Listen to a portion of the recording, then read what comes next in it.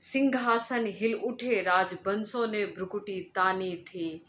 पूरे भारत वर्ष में आई फिर से नई जवानी थी।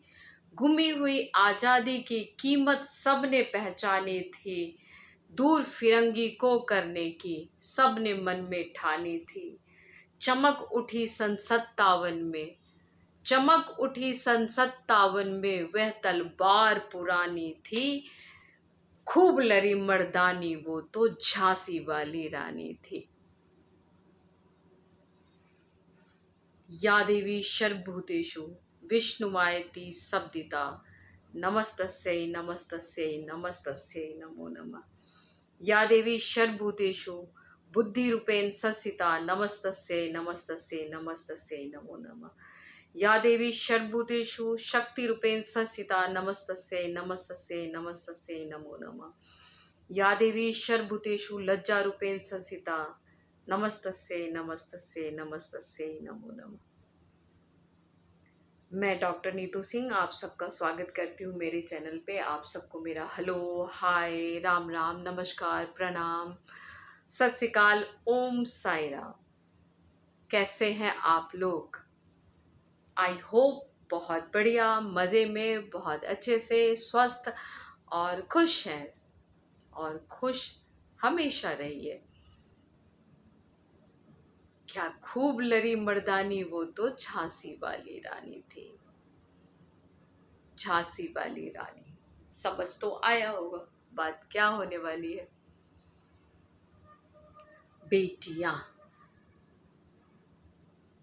बेटियां एंड बेटियों की एजुकेशन, वुमेन एजुकेशन। आज बात करने वाले हैं हम कि बेटी बचाओ और बेटी पढ़ाओ बहुत ज़रूरी है। बेटी को बचाना भी बहुत ज़रूरी है और बेटी को पढ़ाना भी बहुत ज़रूरी है। क्योंकि अभी के टाइम में बेटियां, औरतें कहीं से भी पीछे नहीं है, किधर भी पीछे नहीं है। वो आदमी से, वो मर्द से, वो कदम से कदम मिला के चल रही है, हर क्षेत्र में अपना नाम कमा रही है। ऐसी कौन सा मतलब जगह या ऐसी कौन सी जॉब या ऐसा कौन सा क्षेत्र जहाँ पे कि आज के टाइम में महिलाएं नहीं पहुँची है, लड़कियां नहीं काम करती है वहाँ जहाँ पे एक मर्द काम करते हैं। एक मर्द जो काम कर सकते हैं वहाँ पे हद तक लड़की भी काम करती है, बेटियां भी काम करती है, औरतें भी काम करती है। तो ऐसा कुछ नहीं रहा है जो हम अब कि ये काम सिर्फ मर्दों के लिए है और ये काम सिर्फ औरत के लिए है, ऐसा कुछ नहीं रह गया।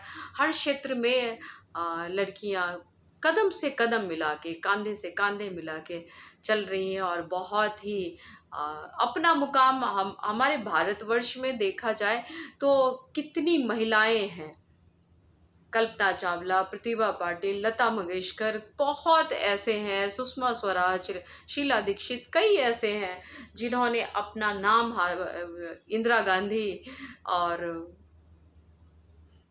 सबने अपना नाम बनाया और हमारे भारतवर्ष का नाम रोशन किया, ऊंचा किया। ये सभी बेटियां थी, ये सभी औरतें जिन्होंने हमारे भारतवर्ष का नाम रोशन किया है। तो बेटियां कहीं भी पीछे नहीं है। ज़रूरत ये है कि उनको एजुकेट किया जाए, एजुकेशन दिया जाए, बहुत ज़रूरी है। मैं उन माता पिता को कहना चाहूँगी, मैं अपने समाज को कहना चाहूँगी। वैसे आज के टाइम में हमारा समाज बहुत प्रोग्रेस कर रहा है, बहुत इस बारे में सजग हो रहा है, सतर्क है इस बारे में कि नहीं, कि एजुकेशन अभी फर्स्ट प्रायोरिटी जो है वो एजुकेशन है। कि चाहे वो लड़का है या वो लड़की है, एक जैसी एजुकेशन मिलनी चाहिए और बहुत ज़रूरी भी है। क्योंकि अगर आप देखोगे कि कई ऐसा है, कैसे कई ऐसे घरों में कि ये धारणाएँ बनी हुई हैं कि बेटियाँ पढ़ के क्या करेंगी? बेटियों को पढ़ने की क्या ज़रूरत है? 10वीं करा दो हद से हद की 10वीं कराओ, ज़्यादा से ज़्यादा क्या करना है इनको? अपने घर के हिसाब-किताब करने हैं, बच्चों को एबीसीडी पढ़ानी है, नर्सरी, एलकेजी, यूकेजी पढ़ा देंगे, वही इनके लिए काफ़ी फैक्ट है ये। ऐसी ही धारणाएँ होती हैं कि इतना हमने 10th करा दिया तो बहुत है बस, उसके बाद तो इनको अपने घर ही जाना है, शादी करनी है, अपने घर जाना है, घर बसाना है, ज़्यादा पढ़ लिख के क्या करेंगे? बहुत से ऐसे जगह पे और अच्छे-अच्छे घरों में ऐसी धारणाएँ हैं, मतलब जहाँ पे कि उन घरों में, जिन घरों में पैसे की कोई कमी नहीं है, जिनको पता है कि बिज़नेस है, वो व्यापारी है या कुछ है, तो उनको ज़रूरत नहीं है पढ़ने की, बिकॉज़ क्या है कि उनके पास पैसे हैं। तो ऐसे भी लोग हैं और वो एक गलत सोच वाली लोग भी कि नहीं, बेटियाँ पढ़ के क्या करेंगी, और एक जो पढ़ा नहीं पाते हैं, चाह के भी पढ़ा नहीं पाते हैं। तो ऐसे कई तरह के लोग हैं, तो प्लीज़ इस तरीके की धारणाएँ ना बनाइए, क्योंकि अभी के टाइम अपने पैर पे खड़ा होना, इंडिपेंडेंट होना बहुत ज़रूरी है। कि सॉरी, सम टाइम होता है, टंग स्लिप ऑफ टंग हो जाता है। और कि आपको ज़रूरी है कि आप अपनी बेटियों को एजुकेट करें, आप उनको पढ़ाएँ, अच्छी शिक्षा दें, अच्छी तालीम दें और इतने काबिल बना दें कि वो अपने पैर पे खड़े हो सकें। और जब कभी कोई, क्योंकि कोई भी किसी सिचुएशन को नहीं जानता है कि कभी उनको ज़रूरत पड़ेगी, तो वो अपने पैरों पे खड़े होके अपनी जीवन शैली को चला सके, अपनी दिनचर्या को सही तरीके से कायम रख सके। तो बहुत ज़रूरी है हमें एजुकेशन के इधर ध्यान देना, ख़ास करके कि लड़कियों को हमें पढ़ाना, एजुकेट सबको होना ज़रूरी है। एजुकेशन मस्ट है हमारी लाइफ में, कि ये एक ऐसी चीज़ है, शिक्षा एक ऐसा कहते हैं कि जो मंत्र है या एक ऐसा शस्त्र है हमारे जीवन में, जिसको कोई नहीं छीन सकता और जिससे हम कुछ भी कर सकते हैं अपनी ज़िंदगी में। हम वो मुकाम हासिल कर सकते हैं जिस मुकाम पे हम पहुंचना चाहते हैं, वो है शिक्षा। शिक्षा हमारे जीवन में या सबके जीवन में बहुत ही महत्वपूर्ण योगदान रखता है, क्योंकि अगर आप शिक्षित हो तो आप किसी कितनों के बीच में आप खड़े रह सकते हो। आप उनसे मतलब अगर मान लो कोई कॉन्वर्सेशन हो रही है तो आप उसमें पार्टिसिपेट कर सकते हो। आप नॉलेज रख सकते हो, हर क्षेत्र में थोड़ा नॉलेज रखना बहुत ज़रूरी है। कि आप बस, जैसे मैंने कहा था कि सीखने की कोई उम्र नहीं होती है, तो वैसे ही मैं कह रही हूँ कि ऐसे ही सीखते रहिए, क्योंकि शिक्षा आपको जिस भी क्षेत्र में मिल जाए, जिस क्षेत्र से मिल जाए आपको शिक्षा, उतना ही कम है। हर जगह से शिक्षा आपको लेनी चाहिए। आपको हर बात का नॉलेज होना बहुत ज़रूरी है। इसलिए ज़रूरी है कि अभी के टाइम में लड़कियाँ, आप देखोगे कि कुछ भी, कितना भी कानून आ जाए, कितनी भी बातें हो जाए, लेकिन दहेज प्रथा कहाँ बंद होती है? नहीं बंद होती है। कहीं न कहीं दुबके से, चोरी छुपके ये सब चीज़ें चलता ही रहता है, होता ही है। और पता नहीं चलता वो अलग वे में कि अच्छा आप अपनी बेटी के लिए क्या दे रहे हो। एक तकिया कलाम यूज़ किया जाता है एंड वो सब चीज़ें चलता है। और ज़रूरी नहीं है कि कई बार ससुराल जाने के बाद में हमने देखा है कि हमारी बेटियों को बहुत सारी प्रताड़नाएँ सहनी पड़ती हैं, बहुत सारे ऐसे तकलीफ़ आते हैं उनके जीवन में। तो अगर हम शिक्षित करके रखेंगे, उनकी शिक्षा अगर होगी, अगर वो सोचने के लिए, कुछ करने के लिए वो मतलब सही रहेंगे, सक्षम रहेंगे, तो वो अपनी दिनचर्या, अपनी जीवन शैली को चला सकते हैं। तो फर्स्ट प्रायोरिटी पेरेंट्स की, माता-पिता की ये रहनी चाहिए कि बेटियाँ अगर आपके पास है, तो आप उनको और कुछ मत सोचो, पहले सोचो कि उनको शिक्षित कैसे किया जाए। पूरी एजुकेशन दो, कंप्लीट, जहाँ तक वो पढ़ना चाहते हैं, उनको उनके पैर पे, चाहे वो डॉक्टर बनना चाहे, इंजीनियर बनना चाहे, किसी भी लाइन में जाना चाहे, आप उनको बनने दो, उनको उनका कार्य करने दो, उनके उनके पैर पे खड़े होने दो। ये बहुत ज़रूरी है। बेटियाँ कहते हैं ना, दूसरे घर जब जाती हैं तो बहुत मन में एक शंकाएँ रहती हैं कि पता नहीं क्या घर है, क्या घर मिला है, क्या खुश है, क्या खुश रहेगी, बहुत सी ऐसी बातें आती हैं। तो इन सब बातों से भी आप थोड़े-से आप कहते हैं ना कि परे रहोगे कि अगर आपकी बेटी शिक्षित है तो वो अपने आप को किस तरीके से प्रेज़ेंट करे, अपने आप को उस परिवार में कैसे सर्वाइव करेगी, उस परिवार में अपने आप को कैसे शामिल करेगी, या किस तरीके से वो अपनी मौजूदगी हमेशा मतलब बताती रहेगी। तो एक तभी हो पाएगा जब वो शिक्षित है।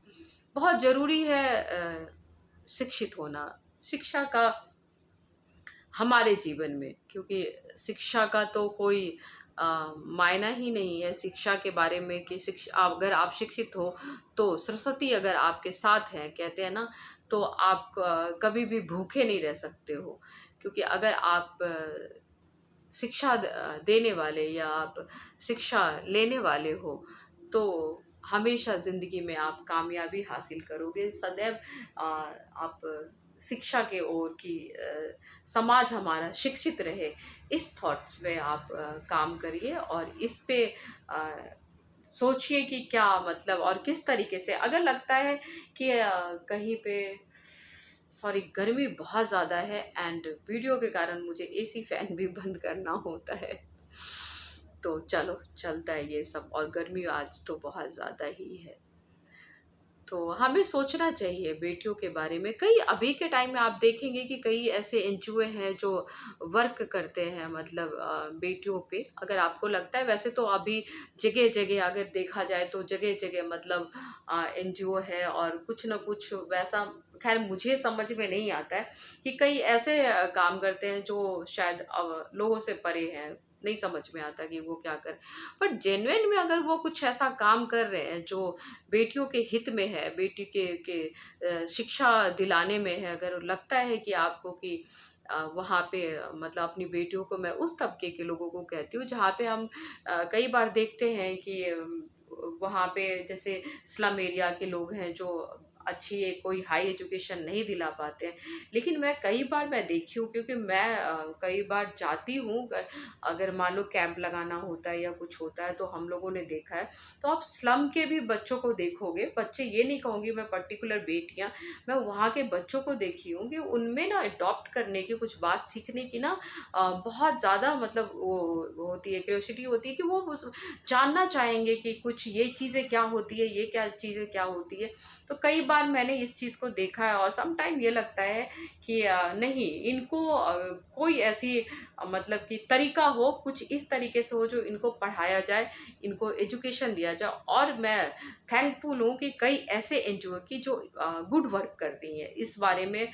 मैं मतलब कई ऐसे एनजीओ से मैं जुड़ी भी हूँ, तो वो लोग ऐसा गुड वर्क कर रहे हैं जो वो बच्चों को एजुकेशन दे रहे हैं, स्लम के बच्चों को, कि अच्छे मतलब 1 या 2 टीचर मतलब हैं जो आते हैं वो आराम से, जो उनका भी मैं थैंकफुल हूँ जो कि अपना जो भी उनके अंदर अपनी गुण है, जो शिक्षा है, जो वो बाँट रहे हैं, जो वो बच्चों को दे रहे हैं फ्री ऑफ कॉस्ट। तो वो मेरे को बहुत अच्छा लगता है कि चलो ठीक है, एक अच्छा वर्क हो रहा है। हम सबसे जितना हो पाता है वो स्लम में हम लोग जाते हैं ज़रूर, जो झुग्गी-झोपड़ी के बच्चे होते हैं तो उनको पढ़ाया जाए।